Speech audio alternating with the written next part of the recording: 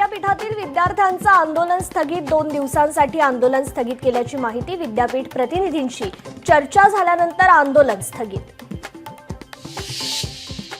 राज्यात धरणग्रस्तांच्या जमीन वाटपात मोठा भ्रष्टाचार, राज्यात असे अनेक घोटाळे झाले, जयंत पाटील यांचा गंभीर आरोप।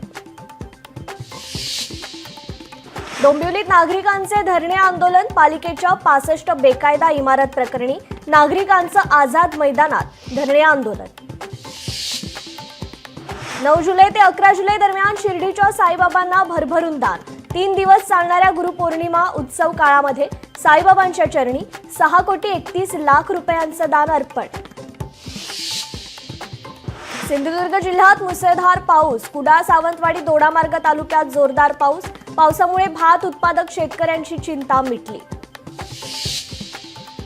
अमरावतीत पोलिसांनी उधळली तरुणाईची मद्य पार्टी, अल्पवयीन मुलामुलींसह 80 जणांना घेतलं ताब्यात, संबंधित हॉटेल मालकांवर गुन्हा दाखल।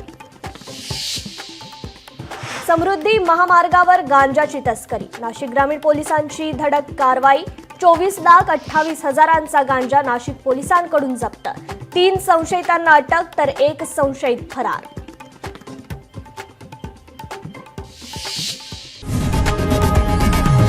लोकशाही मराठी ऐका, पहा, जागरूक रहा।